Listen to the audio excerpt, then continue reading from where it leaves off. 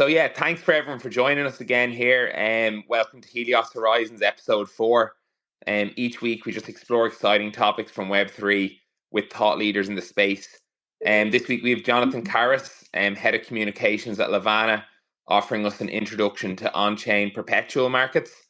And listeners, remember, share this space for the chance to win some LVN, some INJ, some eGold. We like to share the love.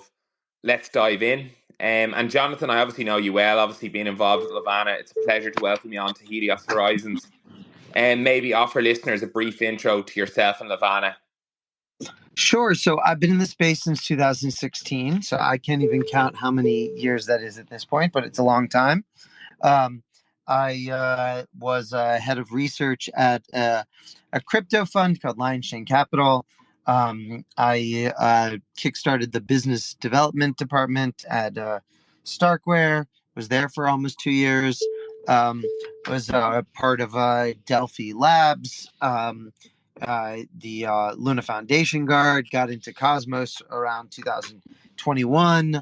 After the collapse of Terra, we launched Levana, which is a peer-to-pool perpetual swap platform.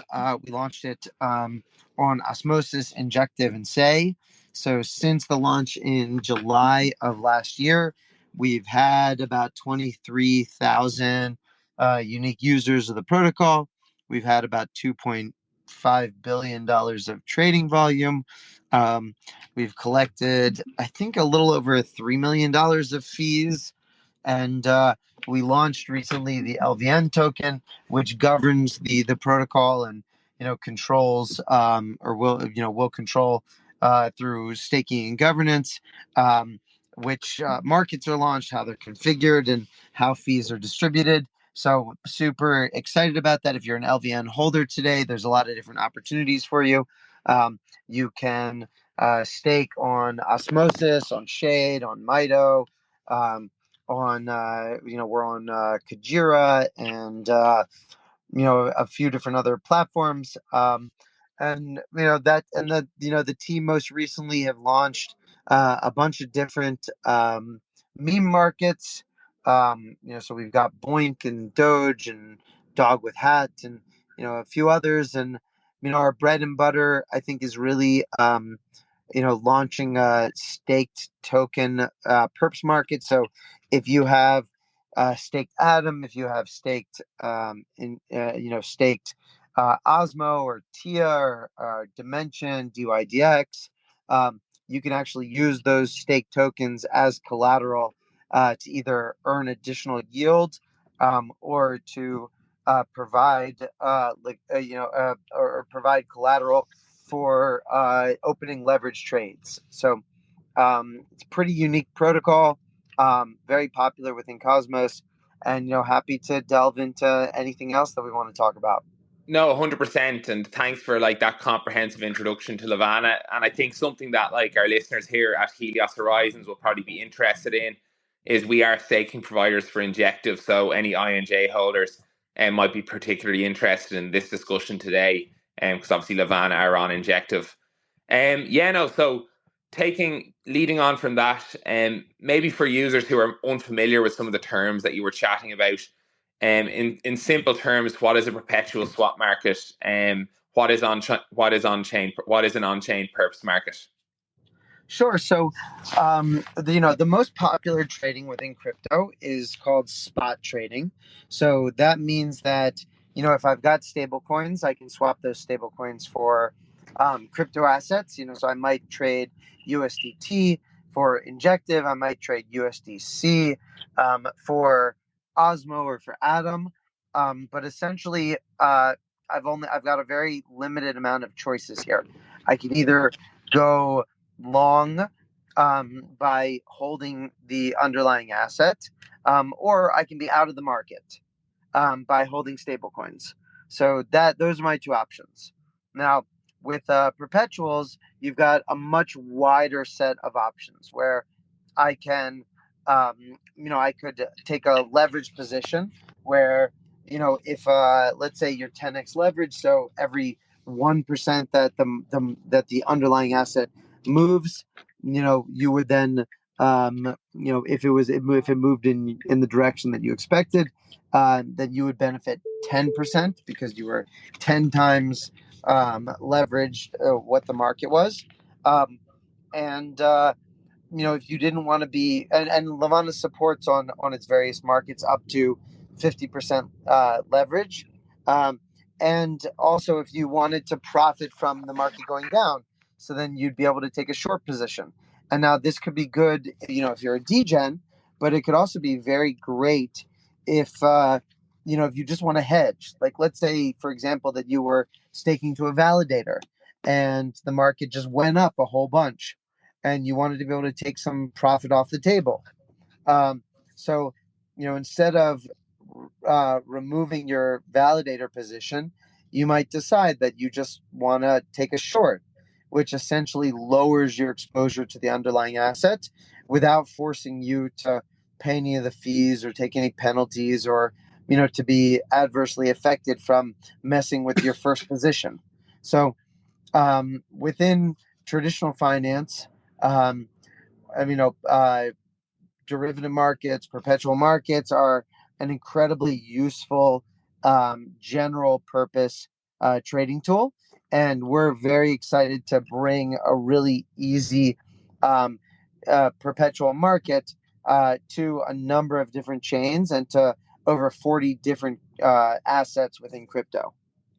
No, I think like what you touched on there. Thanks for that. Like really great introduction, really great explanation of what a perpetual swap market offers you. And I think that example is very interesting for obviously staking providers here, and the ability for people to maybe take profits or secure their portfolio a little bit without actually having to like withdraw from the underlying position or move it all into stables.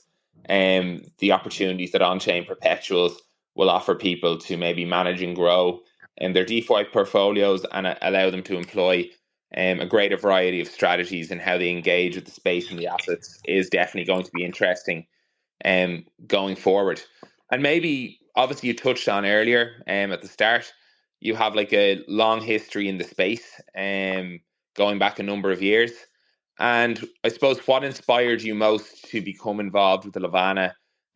What makes Levana, do you see, different to other perp markets? And what problems does it solve specifically in that on-chain perp space? Well, I think that it's the peer-to-pool model. Everything being on chain, known the need for an off-chain order book, makes it really easy to launch new markets, um, and makes it easy for third parties to integrate with Levana.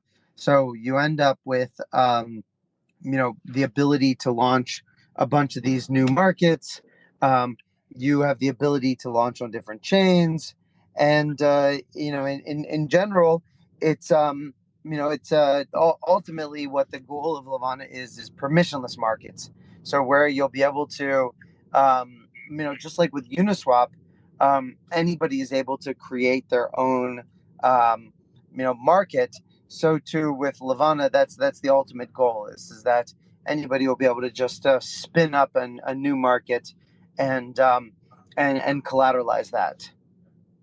No, 100%. So you want to bring like perps and on-chain perp trading to a wider variety of assets, as the name suggests, Levana, leverage any asset. And maybe you can actually, it's an interesting story to the name, and maybe you can go into a bit about why you chose the name Levana. I know you told me a couple of times, but the listeners might find it interesting, all the little kind of nuances that went into Sure. Yeah. choosing the It's name. it's an yeah. Levana is an acronym for leverage any asset. And the goal is to make a really simple platform that enables any market that exists on spot within crypto to have a leverage counter, a component to it. So it is, it's been. Um, it's been a lot of fun building out Levana, and there's a lot of opportunity within the leverage space. There's about I think 84 different perps that we've seen launch over the past couple years, and right now Levana, I think, is like in the is well in the more popular end of the market, and we just continue to grow. No, for sure. And remember, guys, if you're tuning in and listening to the space, remember to share it for the chance to win some LVN, some INJ, or some e-gold. And we just like to give back to the people who give up their time to tune in and join us on these spaces. Moving on a little bit, maybe from the trading aspect, and maybe moving on to other opportunities in the perp market space, or other opportunities that are available to users to earn yield. And I know on Levana, it's possible to earn yield in other ways than simply trading or predicting the direction of the markets. And maybe you could go into a little bit about this and why it might be a unique opportunity for users to try. Well, the simplest thing is to just take a long position or take a short position, but you might actually take a delta neutral or market neutral position by holding a long position outside of Levana. So maybe you are long um, on Helix or on Osmosis Dex or on Binance, and then you're short on Levana. So you might pick up a funding rate on Levana. Um, which people, if you take the less popular side of the trade, in many cases you get paid fees for that. So take you might end up getting paid to actually go short, and then if you're dealing with a liquid stake token, or you're farming somewhere else, you might be paid to go long. So you can actually get paid both sides of the trade, and you're not actually exposed to the underlying asset, but you end up getting paid anyways. Yeah, no, 100%. And like, let's say, even, I think, let's say we could dive into a little bit about providing liquidity on Levana and the opportunities that might present. Given statistically, I think, I was looking at it the other day, I think 90%, almost 90% of day traders are unprofitable. And maybe Levana offers users the opportunity to benefit from this, and maybe going a little bit more into the opportunity to provide liquidity to the markets. Well, you definitely don't need to trade to get involved with Levana. You could just be a liquidity provider. You could bet on the house. And so, from that perspective, you're essentially anticipating that most traders are going to be unprofitable. And so then through that, you will just collect fees from trader positions. Now you are exposing yourself to the risk of trader wins, which would become, your as the house losses. But in general, as you said, most traders over the long term end up losing.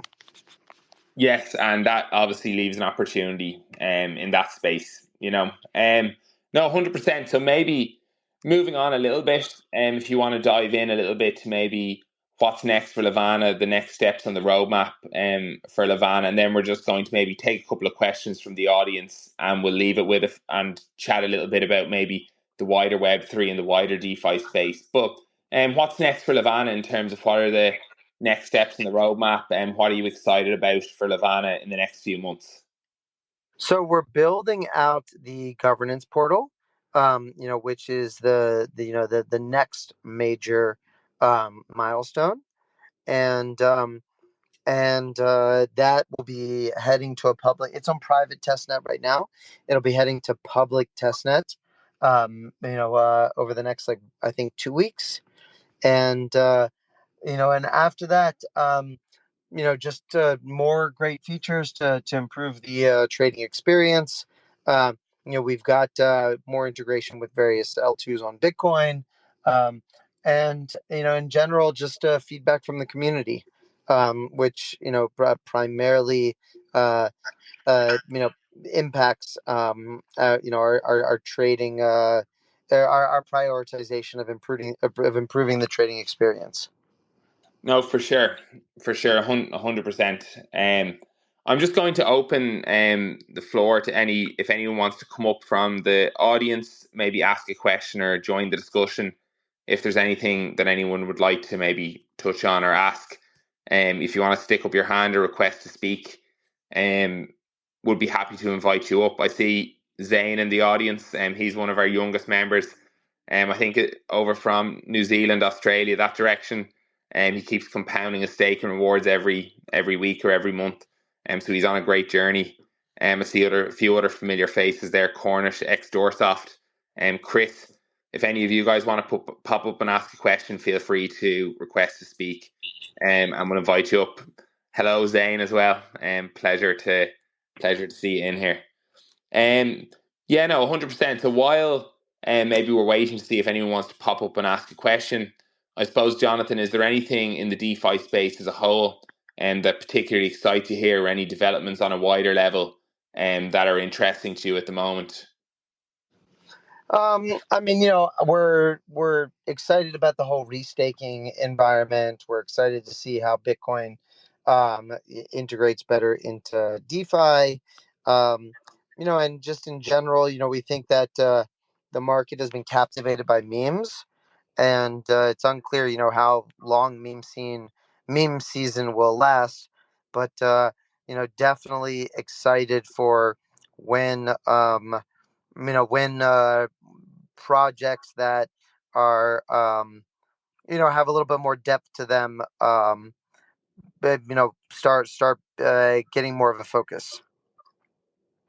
No, 100%. The focus on maybe building, and the focus on maybe substance behind projects in the space. And I think that focus on security and fundamentals first is a movement that's going to have to come to the forefront a little bit more in the space. It's obviously evident with the different events that happen, with people maybe having wallet drains and different like protocols being attacked and things like that, that the focus always has to be, when managing users' funds, having that security and that fundamentally sound foundation at the forefront. One thing I particularly am interested in over the next few months is the movement of interoperability and seeing where it leads. And I think it's going to be very, very interesting in terms of, it's not going to matter so much where let's say protocols are built, or where products or platforms are built. I think with things like Axelar and Wormhole and Entangle coming forward and offering significantly improved interoperability and bridging solutions than was available maybe even less than 12 months ago, or just over 12 months ago. I think the interoperability and the ability to move liquidity between chains and between protocols is going to lead to increased competition and efficiency in the space, which is something I'm personally excited for. I think it's going to bring the space forward a lot. I think the same way, let's say, the actual performance of the chains have been improved by, let's say, the competitive nature of needing to attract users. So they're all looking to become more scalable, more cost effective, and provide a better user experience. And I think the same way the chains are endeavoring to provide a better user experience, the protocols that focus on the user experience and focus on the fundamentals are going to have a better chance at attracting and finding the right users, because of the ability to transfer liquidity a little bit more seamlessly between chains. I think that's going to be an interesting development over the next few months. Yeah, yeah, definitely. I agree. I think that as as the user experience um, moving funds improves, then it just you know which we're seeing bridges get better every day. Then it becomes more more opportunity at the application layer to do things that that drastically change the user experience, and that's really where we're focused on. No, like, brilliant. It's been a pleasure to have a chat. I don't think there's any questions from the audience. And don't forget, guys. If you still share the space and give people the opportunity to find it, we're going to host a giveaway probably tomorrow. For people who shared the space. So don't forget to click on the like and give it a little share. Spread the word about what we're trying to do here. Have interesting discussions about Web3, about DeFi, about the space, and bring education to the community, bring information to the community. But Jonathan, do you have any maybe final words you want to leave everyone here with, before we maybe call it a day?